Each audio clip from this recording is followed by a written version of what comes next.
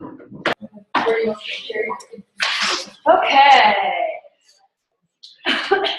Let's get started. Our learning goals for today have to do with basic genetics. The last time we ended on talking about meiosis. And I assured you, hang in there. This will all help with understanding natural selection and how populations can change over time, and thus help you with sort of understanding what's going on in the Hendry et al. Paper. Do you have questions about any of the things that we talked about last time?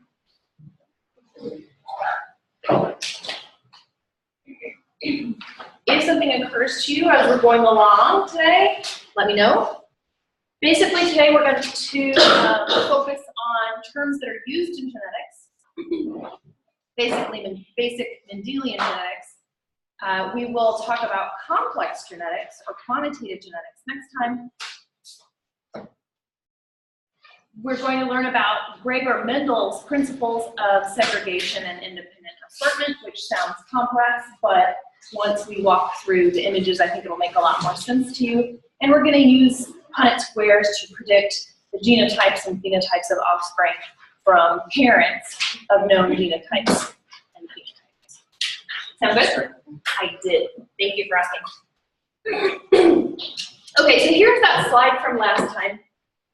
We were thinking about meiosis and mitosis. Now, it might sound funny if I'm going to talk about Mendelian genetics and do Punnett squares, that I would start way back here at mitosis and meiosis, but I think that you'll see how it's relevant.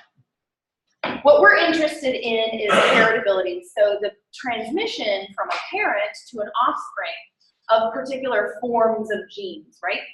And so if we think about that in terms of meiosis, each of these little fat sticks here, which represents a chromosome, has a gene, many genes on it, sometimes thousands of genes, and each of those genes can have one of several different forms. Okay? So for example, if it's a gene on this large chromosome, we decided to call that chromosome 1. Chromosome 1 will have a copy of a gene, and perhaps it's right here along the length of the chromosome because it's going to take up some subsection. Okay? Chromosome 1 will have a copy of that gene. Chromosome 1 from the other parent will also have a copy of that gene. Now, they might have different forms of that gene.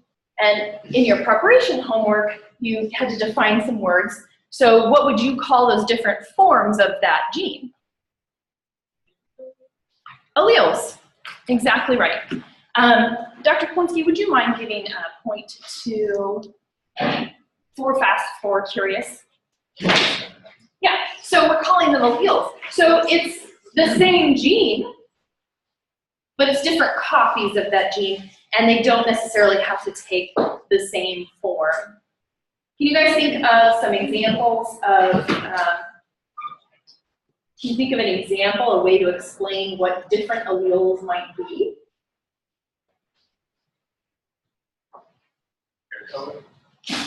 Okay, so let's go with hair color. So if I had 2 different alleles for hair color in my genome, what would that mean?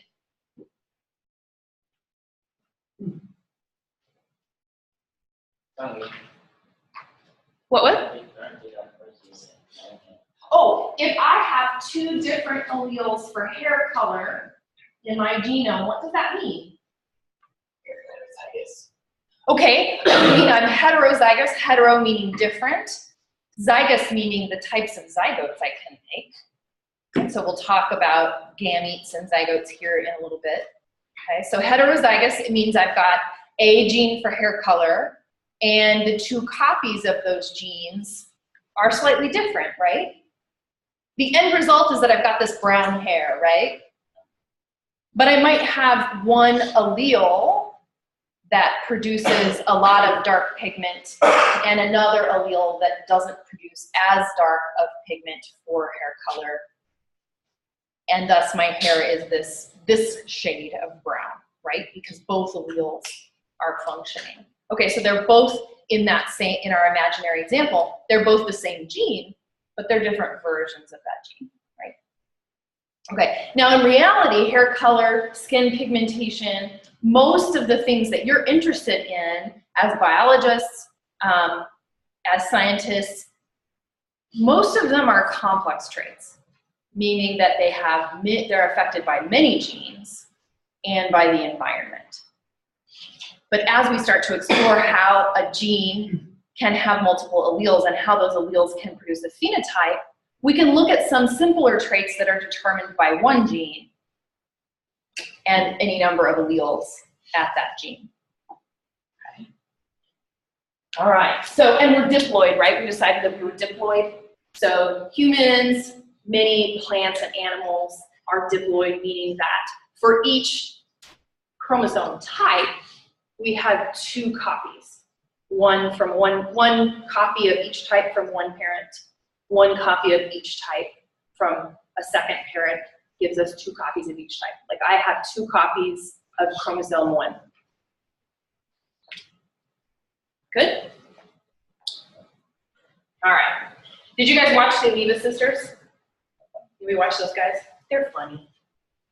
Kind of like them. All right, so when we talk about simple traits, those traits that are controlled by one gene, we're really talking about something that people call Mendelian traits. And the reason they call them Mendelian traits is because in the mode of inheritance was figured out by this monk, Gregor Mendel, who lived in the 1800s. He actually lived at the same time as Charles Darwin, but the two never met. Charles Darwin, one of his, and you'll see if you ever read On the Origin of Species, which is actually a pretty easy read. I would recommend it if you're interested in evolution. It's not bad. It's not a bad read. A lot of older English texts have the structure of the language is quite different from what we use today, and so it's a hard read. It doesn't make a lot of sense. But I would argue that On the Origin of Species actually is fairly easy to read. And in that, he laments that the only weakness in his theory on evolution by natural selection is that he has no mechanism for passing traits from parent to offspring. Well, guess what? At that same time, Mendel knew that mechanism. He found that mechanism. It was out there. The problem was that Mendel was so ahead of his time and so advanced that nobody but Mendel understood what he did. One of the stories that I find particularly interesting is that after Charles Darwin died, a copy of Gregor Mendel's publication was found sealed on Charles Darwin's desk. Now, I was not there, so I don't know if that's necessarily true, but I've heard it from, or read it from a couple of different sources. Okay, so Gregor Mendel was this monk, and it used to be that if you were really interested in studying science, you either had to be super rich and have just spent your wife's or your husband's or your own sort of family inheritance on being a scientist, and that's just, you kind of just had a hobby because of money in your family. Or you became a monk. And because studying the natural world was considered to be a form of appreciating God's wonder, it was almost a form of religious worship. And so Gregor Mendel was this monk in Austria, and that's what he did. His sort of form of worship was to study God's natural creation. And he looked at pea plants, and he was very lucky to have chosen that because pea plants have a lot of simple Mendelian characters. So that's a pea plant there on the right, just a portion of it. Got flowers, it grows to a certain height, it makes the green peas that we eat, right? Okay. So Gregor Mendel wanted to know what this mode of inheritance was, but at the time, nobody even had a word, they didn't have the word gene. They didn't know anything about it, so he was thinking of it as he called them particles. Particles, right? Yeah. Pardon? Oh, factors, yes. Sometimes the German word is interpreted factors. Factors, yes. Factors are particles that were passed from parent to offspring, and he didn't know how they were passed from parent to offspring. He just knew they were. And the way that he figured that out, like I said, was studying these pea plants. He looked at several different, what we would call phenotypes. What's a phenotype? You guys have there. Physical characteristic of an organism. You guys are chaparrals, right? Oh, there's my marker. Oh, Dr. Quincy's on it. Come on. Okay, physical characteristics. And so these are some of the physical characteristics that he looked at. He looked at seed shape. So this is when you eat peas from the grocery store, right? Some of them are round, right? And some of them are wrinkled. Some of them, you know, when you crack open or peel off the outer coating, they have a seed that's yellow or one that's green. The flowers are pretty obvious when you look at them. Some are purple, some are white, some are kind of pinkish. But those aren't on here. And then the pea pods themselves, you may have seen some of them, he called inflated. You can't see the shapes of the seeds inside there. Some of them were constricted, so this is still closed, but you can very clearly see the shapes. This is like after you turn 40 and you try to put jeans on. It's just lumpy like this. Okay. Then there's pod color, green, yellow, you know, so there were all these simple Mendelian traits that he looked at. Of course, he called them that back then, which is like, these are bees, right? So now we know that these factors, right, that are passed on from parent to offspring are actually genes. And so how can we then, as a class or as scientists, think about, okay, well, what is an allele, right? Okay, so bear with me.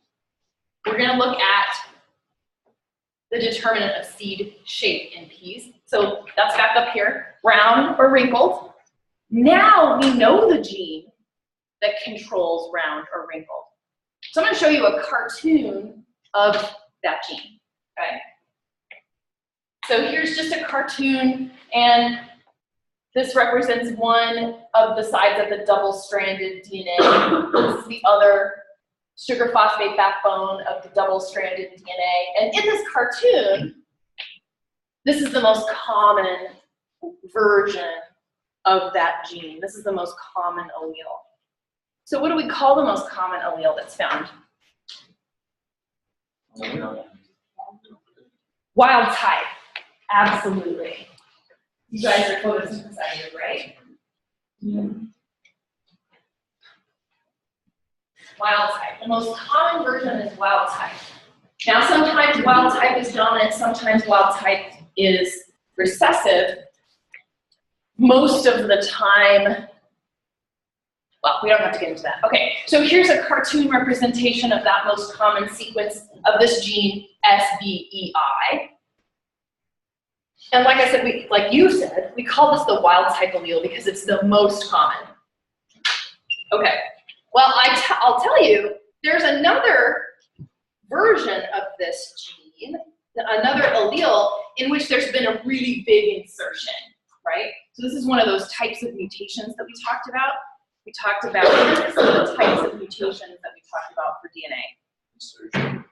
An insertion, right? And so you can just have a bunch of DNA kind of accidentally inserted into a gene where it doesn't really belong.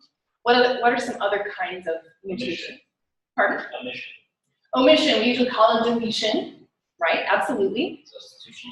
Substitution, yeah, absolutely. So those are sort of the main types of mutations.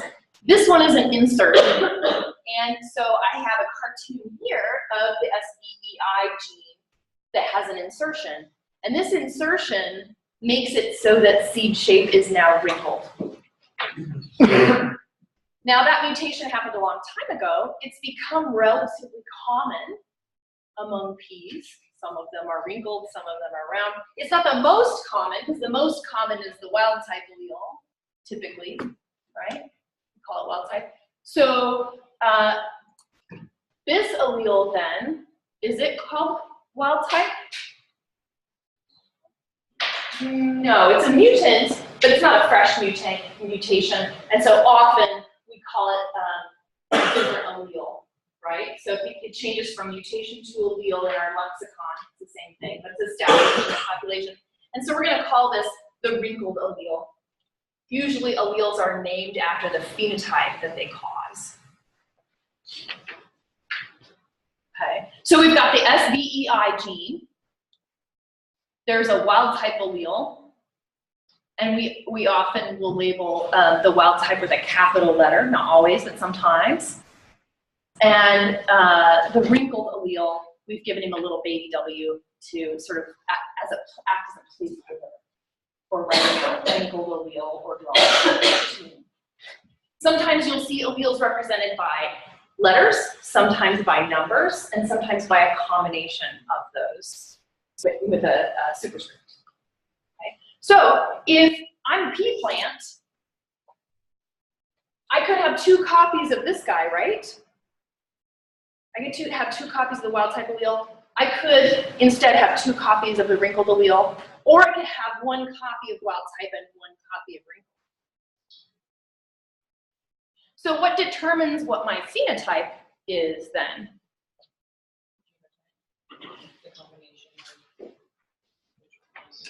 Right, the genotype. So the combination of those 2 alleles. If I have 2 of this guy, then my genotype, you could indicate it by big W, big W. If I have 2 of this guy, then you could indicate it by little w, little w. And if I have a genotype where I have 1 here and 1 here, it goes back to what we were calling heterozygous, which means 1 big W, 1 little w. But really it's not W's, right, in our cells. It's these genes. But they're structurally different. And any structural difference between 2 alleles, or between 2 copies of genes, will mean any structural difference is considered an allele. Okay? So even if we only had a substitution, it would be considered a different allele. So when people talk about alleles, you can know in your head, like, oh, okay, there's a structural difference in the DNA. Okay, cool. So if I had 1 big W, 1 little w, I would be heterozygote. If I had 2 of one of these, homozygote, right? Homozygous, homo meaning same. All right. So now we're going to start to think back to meiosis. Okay, so that's why I ended last time with meiosis and started this time with meiosis. All right, so we're going to imagine that we're going to do some pea plant crossing. You know, it's a Saturday night and we're super like, woo, crossing some pea plants, wow, right? So we're going to have parental strain 1, and he or she, whatever, is round. It's a round plant. Okay, and in this example, the parent is true breeding for being round. And what true breeding means, true breeding is another term for homozygous. If you're thinking about a trait controlled by 1 gene, okay? But it also means that if you self-fertilize, then you're going to have the same phenotype, regardless of how many generations of self-fertilization that you do. So any self-fertilization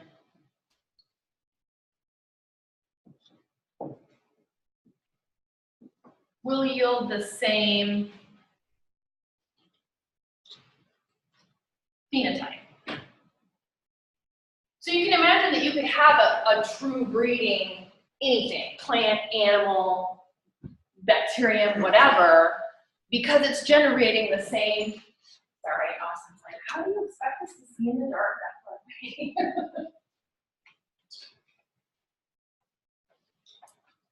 You can have a true breeding organism without really knowing the genetic basis of that trait. All you have to know is that it consistently produces that same trait generation after generation, that same phenotype. All right, so in this case, we're going to think about the gametes, the eggs or sperm if we're talking about animals, the pollen or ovules if we're talking about plants, which we are, right? What type of gametes, haploid gametes, can this true breeding parental strain make?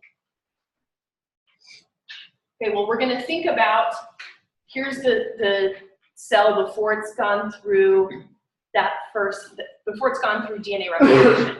Okay, so we've got one chromosome from the grandparent, okay, with a big W, one chromosome from the other grandparent, big W, okay, if I'm calling that guy the parent.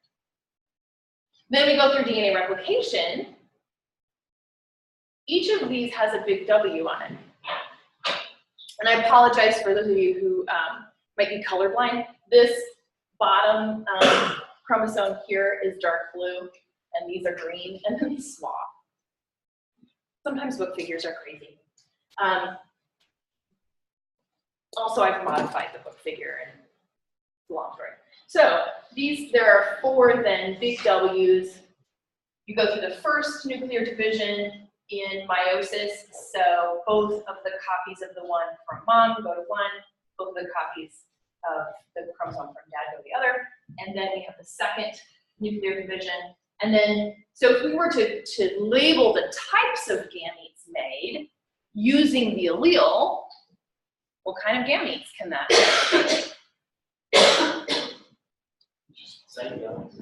Just big W, right?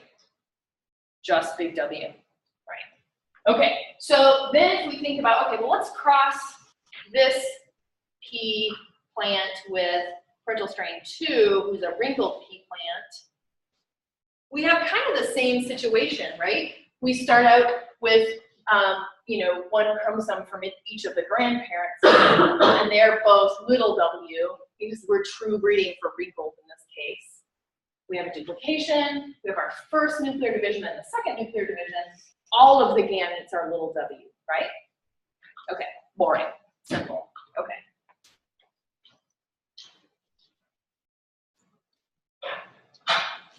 Let's think about this cross, and I'll tell you ahead of time that the offspring produced have a round phenotype. Question? What do you mean by self? Okay, so humans cannot self-fertilize, but some other sexually reproducing species can. So for example, a plant can pollinate its own ovules. Okay, so it can get some pollen on its own anthers. Anthers?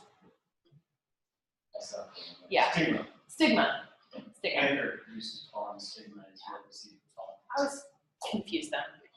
I'm a great bench scientist, but yeah, people are like, what bird is that? I'm like, oh, it's got wings. My family's like, you're the worst biologist ever. Right? So, stigma?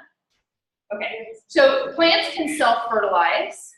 Some animals can self-fertilize as well. The worms, some of the worms that I work with in my lab are hermaphrodites. And then they make their own sperm, and then they make their own eggs, and they can fertilize themselves. And they do that most of the time. Is cross-pollination self-fertilization? Is cross-pollination? Cross-pollination. No, I think that cross-pollination. Is what Mendel did. So Right. The reason that these peas are true breeding is because the flower of the pea plant is closed, and it's very difficult for insects to get in there and put new pollen in. And so they just self, generation after generation after generation after generation. And when you do that for lots of generations, all of the genes eventually go to homozygous one way or another. Right. So cross-pollination, you can remember it because of the name, starts with cross. It means that you're purposely taking one and crossing it with another. And so Mendel, go ahead. What Mendel would do is he would open up the flower, snip out the anthers so that just the female parts are in there, and then he would go get anthers from another flower, open that flower back up, brush the pollen from one flower onto another flower. That's cross-pollination. Yeah. So this is I always remember the time in my genetics class when I was an undergraduate, I was sitting there and the man who taught the course was a big name in agricultural genetics.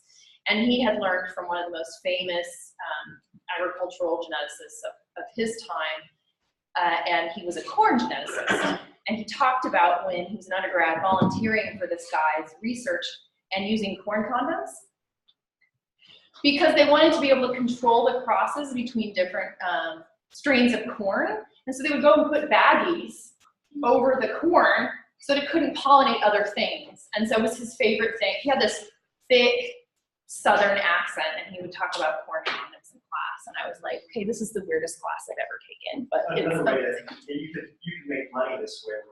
When I was a kid, detasseling corn, where you just went along and cut off the tops. The male flowers are at the top of the plant, and the female flowers are in the middle of the plant. And I don't know, you got 50 cents, 100 or something like that for detasseling corn. right, because it was before the dawn of fire. He's an old joke. Okay. All right, so we're going to think about how this, I want you to take the context of meiosis and the generation of these gametes. I want you to think about the gene in the midst of these chromosomes that go through meiosis in the generation of gametes. And I want you to think about how those alleles come together then in offspring. Okay, so we can have 3 different types of genotypes. And these 3 lead to 2 different types of phenotypes. So why don't we have 3 phenotypes in this case?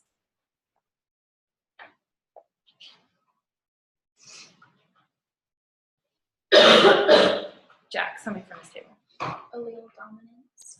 Allele dominance. Okay, and so the interaction of those 2 alleles in the cell will determine the phenotype. And in some cases, one allele is completely dominant to the other allele. Conversely, the one that's being dominated is called recessive. Okay, so in this case, the big W allele is dominant to the little W allele. Okay, so if you are a dominant allele, then you only need one allele to determine the phenotype. Okay? The presence of even just one copy, I'll say, one copy of that allele determines the phenotype. You don't even need 2 copies. And in fact, when you don't have 2 copies and you've got another one there that's recessive to it, you still have the dominant phenotype. On the other hand, a recessive allele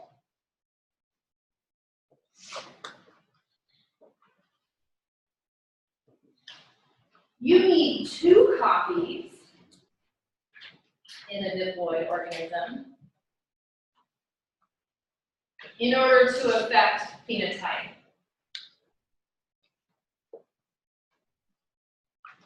So for the heterozygote, it's not that the recessive allele isn't there.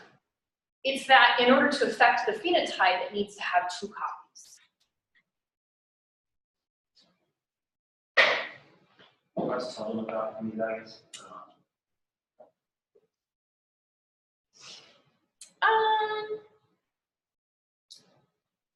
You can, yeah. So are there some chromosomes in the human genome that aren't diploid? Like sex cells? Right, so the male sex chromosome, the Y chromosome, is not ever diploid, right? You can, in males, you'll have 1 copy of the X, 1 copy of the Y, okay? So any gene that's carried on the Y is then hemizygous. And then you can have recessive traits that are expressed simply because there's nothing on the other chromosome countering that. So Right, and so the reason you don't need 2 copies, you just need the absence of absence of the dominant element. the dominant allele. So I'll say you need 2 copies. I always say it only gets expressed when it's in the homozygous or heterozygous. Okay. That's how I usually think. But then you have to know what hemizygous means. Or Yeah, that makes or you need it to be hemizygous. You need the absence of a dominant allele. Question? Does hemi mean like half? Does mean half. Hemizygous, haploid, both, neither of them really make sense because they mean half instead of 1. So it's kind of a misnomer, but it's what it's called. So you would think if having 2 copies is diploid, you would think having 1 copy would be monoploid, right? But that's not terminology that's used. It's either haploid, half meaning half, or hemiploid, hemizygous, or hemiploid, hemi meaning half, but really it just means 1. Yeah, it's misleading. Okay, so, right, so we've talked about true breeding, we've talked about genes, alleles, dominant and recessive alleles. Now we're going to go through a cross, right? Okay, so this is a monohybrid cross. It means we're doing a cross with 1 gene. Okay, we're just focusing on 1 gene that determines 1 phenotype, okay, 1 trait. And we just went through this, what gametes can each of those parents make? Hmm? Yeah, those means to be which lesbians do not specify the They'll make heterozygous kids, yes. So these are the genotypes of each parent. And so if we ask what gametes can each plant make, the one on the left can make only 1 kind of gamete, right? Big W. One on the right can only make 1 kind of gamete, little w. Okay, so they can contribute to the next generation only big W or little w, depending on the parent. So the genotype of the offspring, Asa had said, is going to be heterozygous. Okay, what's the phenotype of those offspring? W. The phenotype. Wow. Well, type, or if round is more common, is the most common, right? We have round for the phenotype here. Okay. So whenever you're answering questions on an exam, just be as specific as you can. So for example, if you are assuming that one thing is wild type and you have been told that, go ahead and specify the phenotype, say round. Okay. All right. So we've got these round heterozygous plants. Now we're going to make it a bit more complex. We're going to do a self-fertilization or a cross between two of the same genotype. What kind of, and this is, in genetics, the parental generation is P. The first generation of offspring is called F1. F for filial, 1 for first generation of offspring. So this is the F1 progeny that we just got from our cross. What kinds of gametes can this plant make? Big or little W? Both, big W and little W. Okay.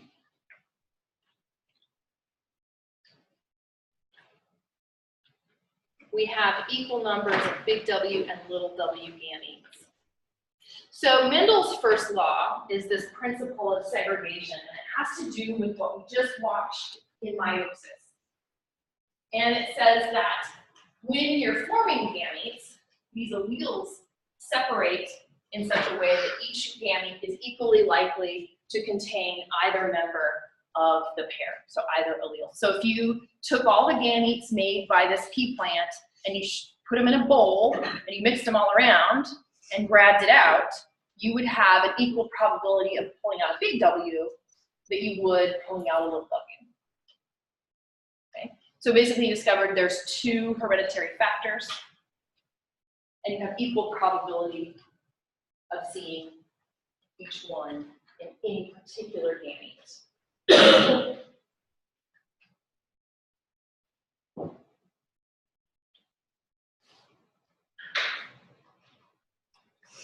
And if we're to look at what that looks like in our meiotic division, we've got a big W and a little w.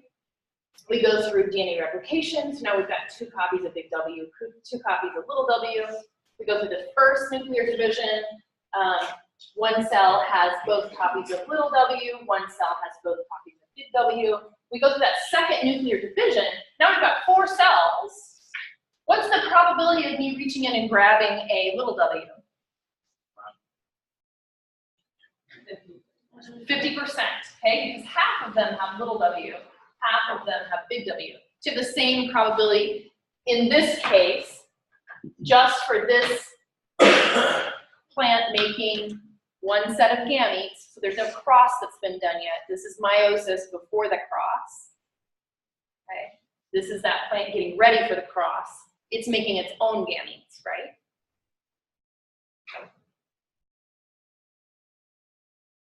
So 50% of its gametes will have little w, 50% will have big W.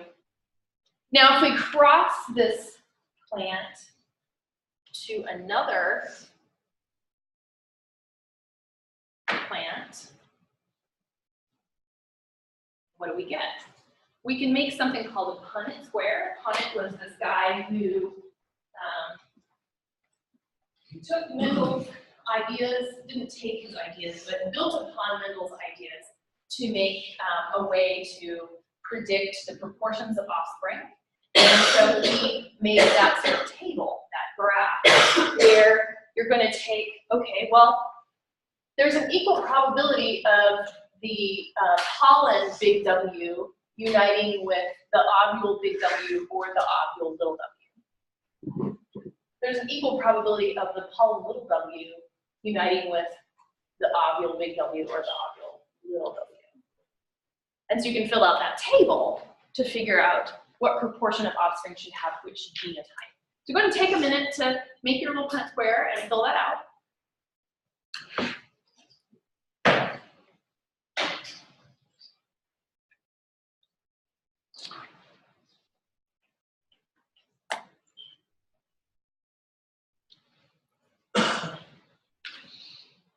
Okay, what proportion of the offspring are true breeding round?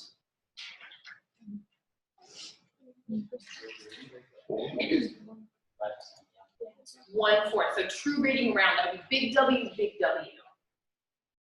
Okay. What proportion? So 1 out of 4, right? You can say 1 out of 4. You can say 25%. You can say 1:3. Right? So what proportion are round? 75%. 75%, right? And then what proportion are wrinkled? 25%. Okay, now, when you guys are answering these questions, I want you to think really carefully, reread or re-listen or just listen carefully. Am I asking for genotype or phenotype or some combination? So when you're doing this on an exam, read it very carefully because it's very common to, oh, okay, I know the answer to this, but you've answered genotype instead of phenotype. And because part of what you're learning is the difference between genotype and phenotype, I can't assume that you just did that as an accident. Does that make sense? So just make sure that you double check that you're answering the correct thing. So here's that Punnett square all filled out. We've got big W, big W, big W, little w, big W, little w, little w, little w. And if you were to put the ratio here, you'd say that there were, for the genotype, this is the genotypic ratio, can be represented 1/4 homozygous big W, 1/2 heterozygous, 1/4 homozygous little w. Okay. All right, so I have a practice sheet. And actually, before we do the practice sheet, I want to go to make sure that we have time to talk about the next challenge. So we're going to talk about, this is the monohybrid cross. We're going to talk about dihybrid crosses, and then we'll take out the practice sheet and practice both. Sound good? Yeah? Okay. All right. So just as a summary of just these features of single gene inheritance, I will post these slides right after class, so you don't have to copy these down. But genes can come in pairs in diploid critters, so each cell has 2 alleles of gene. For each pair of alleles, the alleles may be the same, or so for each gene, I shouldn't say for each pair of genes, the alleles may be the same or different. Each gamete contains only 1 allele of each gene, right? Because it only has 1 of each type of chromosome. Thus, it only has 1 of each type of gene, and so it can only have 1 allele of each gene. And then the union of the male and female gametes is random and reunites those alleles in pairs. All right, now we're going to think about dihybrid crosses. And this is when you have 2 Mendelian traits that you're thinking about at the same time. And so in this case, we've got round yellow seeds and wrinkled green seeds. Now we decided that big W homozygotes or big W little w heterozygotes would give you round. That's the symbols that we were using. So in this case, we're going to use symbols of the big Y.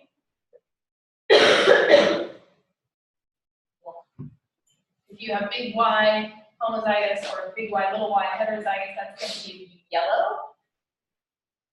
Okay. So you should decide on what symbols we're going to use. Okay. So what would be the genotypes of those parental pea plants? What are the possible genotypes? Take a minute and write them down in your own notes. Possible genotypes of these parental pea plants.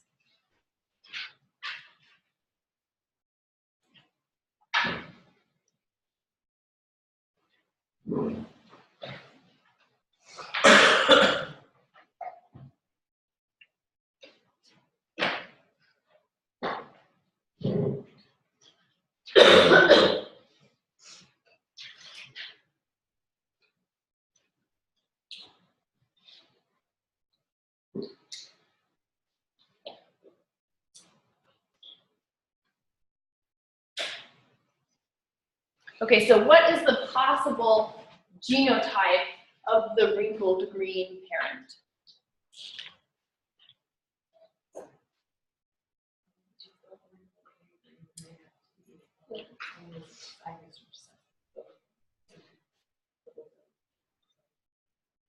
Absolutely, if you're both wrinkled and green, you have to be homozygous recessive for each of those traits.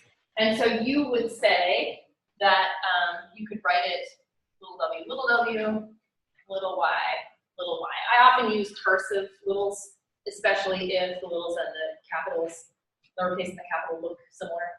I'll try to use either italics or cursive. Okay. So we know that the wrinkled green parent is little w, little y, little y. What about the possible genotypes of the brown yellow plant? Pardon? There's a lot, absolutely. Chicken strips, kids. There are a lot. What kind of, what are some of the genotypes that the round yellow could have? Homozygous dominant for all of them. It could be heterozygous for both, right? And then it could be any combination of both of those, right? So you could have heterozygous for W, homozygous Y,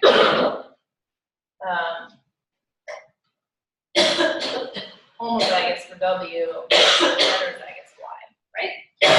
So there are a bunch of different genotypes that you could expect there. And so in an exam, I would tell you what we were dealing with. And in this case, we're dealing with true breeding parents. So how does me calling it true breeding tell you which genotype the round yellow parent is? Both sound. It doesn't necessarily mean both are dominant. It does mean homozygous, right? Yeah, it's a good guess, yeah. So it does mean homozygous. So they're both homozygous, those are the genotypes. And then just like before, the gametes that they can make from each of those genes are going to be, they can only make one type of gamete from each of those genes, right? So round yellow parent can only make big W gametes and big G gametes. But then how do you indicate that? The way that you would indicate that is this is one gamete. You can consider it in a cell, right? And in that cell, you've got a big W allele and you've got a big G allele. Even though they're on different genes, you can just write them right next to each other. Okay? So the types of gametes for round yellow parent are, oh, I used Y instead of G. My apologies. Sorry.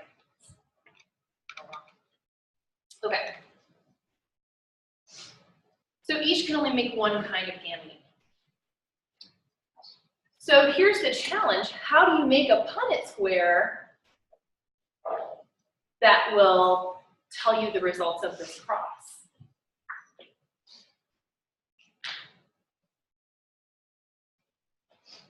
You have to like combine the traits like for variability between them. So like you would take each like gamete and pair them with the other from the other, so you'd have 16 possible combinations at the end versus just 4. Depending on the number of gametes the parents can produce, you might have up to 16 different combinations, right? So these parents can each only make one type of gamete. When you're making a Punnett square, don't just think of them as letters, think of them as gametes. And so you're gonna have one parent making one type of gamete, the other parent making another type of gamete. So really your Punnett square is really only gonna have one square, right? You're gonna have big G, or big W, big G gamete on one side, and little W, little G gamete on the other side. Your Punnett square is literally one square, right? So you've got big W, big G, little g. Because you put mom's gametes on one side and dad's gametes on the other.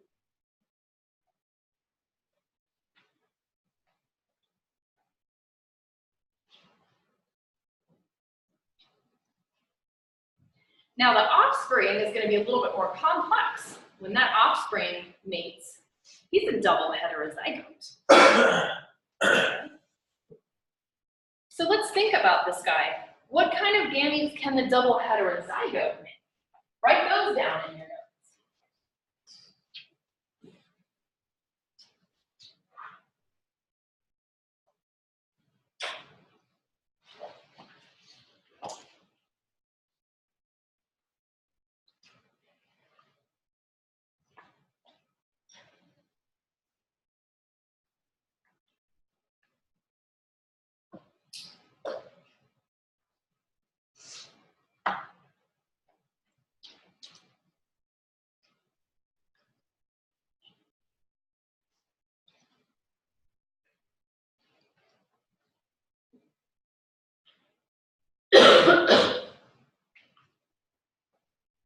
All right, so somebody give me one kind of gamete that this double heterozygote could make. Elizabeth Quinn. Give me one gamete, type of gamete that this parent can make.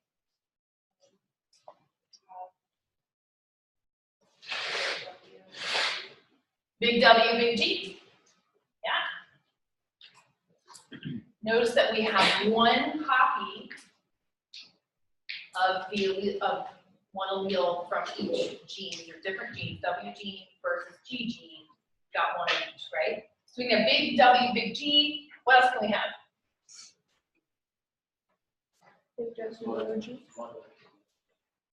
big W, little g, small w, big G, and we can have little g, little, oh, sorry. Little w, little g. Okay. Now, if we were to cross two double heterozygotes then, we need to rely on Mendel's second law in order to determine these gametes. And Mendel's second law just says, during meiosis, the segregation of any pair of alleles is independent from the segregation of alleles from a different gene. Okay. So if that were false, then we might always get big G and big W together. Or we might always get little W and little g together. Okay. So he's just saying different genes are going to randomly assort their alleles, or sort their alleles randomly, segregate their alleles randomly from other genes, right? What gene G does is random with respect to what gene W does. They're independent. Independent assortment.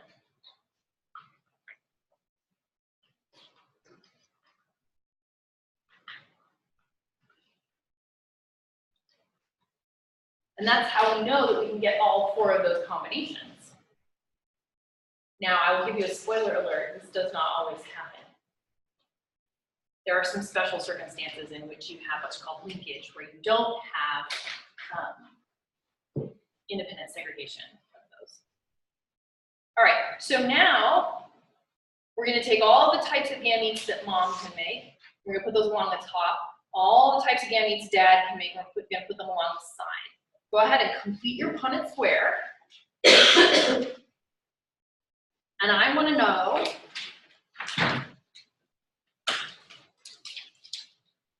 the genotype ratios and the phenotype ratios.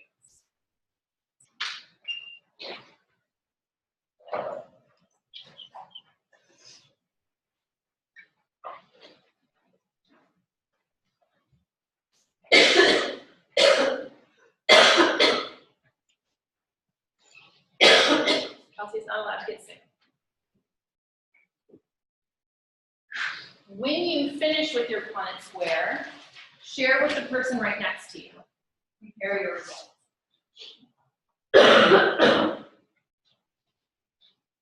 Okay. Show you.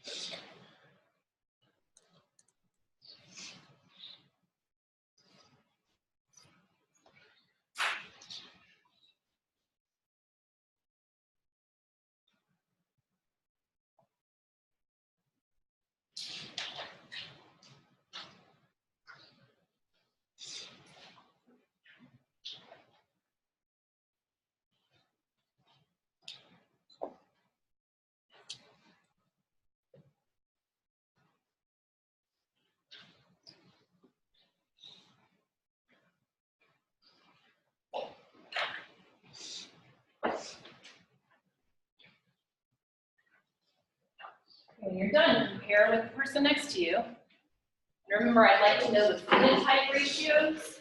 I'd like to know the genotype ratios.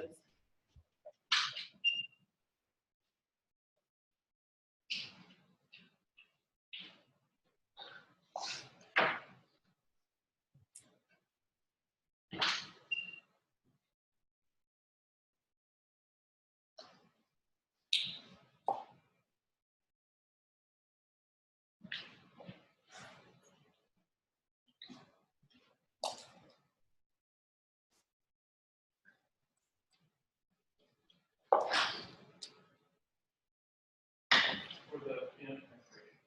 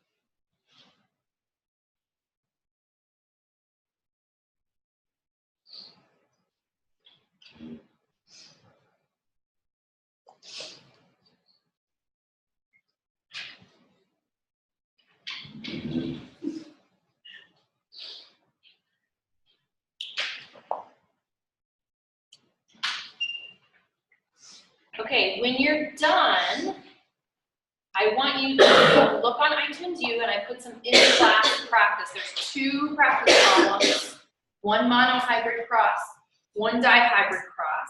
I want you to open that up and work on it.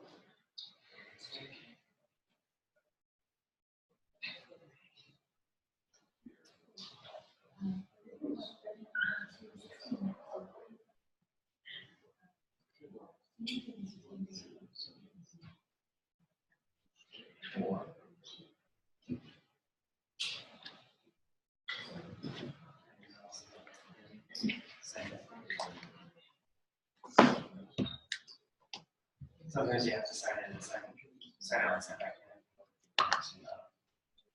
It's a refresh itself. I don't know why.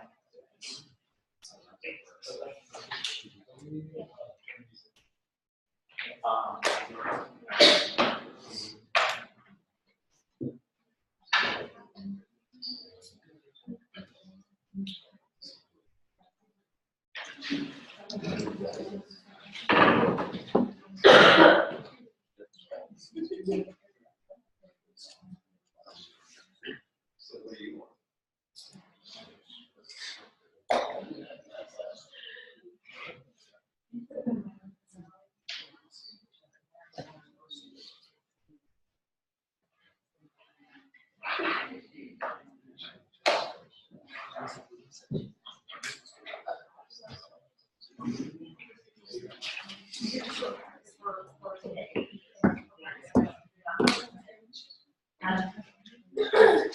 Now, I know you may not have had time to finish the practice problems that I put up here. You may have had time to do them there. Once you get past just answering the questions, it's at the beginning, it's actually not, doesn't take quite that long. I think it'll be useful practice for you. But I want to go over the answer to the one that you did first. And I want to talk about the context of this, or talk about this, dihybrid crosses and more, in the context of ecology and evolution, okay? So with a dihybrid cross, if you're doing a dihybrid cross between two heterozygotes, you always get a phenotype ratio that's 9 to 3 to 3 to 1. And that's something I'll ask you to remember in a different class, okay? I'm not asking you to memorize that, okay? You will need to do a dihybrid cross for the exam, okay? And you'll notice that you get this wide variety of phenotype combinations here. So starting from just 2 phenotypes and just 2 possibilities in each phenotype, we now get 4 different phenotype combinations. We get round green, we get round wrinkled, we get, round yellow, we get wrinkled green, wrinkled yellow. So this is an example of just a combination of 2 different genes. They're contributing to how these seeds look. Most of the traits that you and I are interested in are complex traits, particularly if you start thinking about biomedically, genetically determined biomedical, biomedically relevant traits, like, do I have a genetic predisposition for cancer? That kind of thing. Our phenotypic traits, or phenotypic traits from most critters, are controlled by many genes and impacted by the environment. So if you can get 4 different phenotypes from just 2 genes for how the seed looks, you can imagine if you've got literally hundreds of genes contributing to a trait, then you get this very continuous distribution of phenotypes for each trait. And that's called a quantitative or a complex trait. The phenotype outcomes are difficult to predict, but, and I should have written this maybe a little differently, but each gene, each allele of each gene generates a phenotype. Any of those phenotypes that impact fitness are still under selection. Okay, so it doesn't have to be a trait determined by 1 gene and 2 alleles. It can be determined by hundreds of genes with a minimum of 2 alleles at each gene. Sometimes within a population, you might have 16 alleles within a population for a given gene. And so when you have a complex trait like this, it can still respond to selection. Okay, all right, before you go, please hand me in your prep homework for today. And then the in-class practice that I posted, it's just for in-class practice. You do not have to turn it in. I think it'll be instructional, but you don't have to turn it in. There is homework posted that will be due on Friday.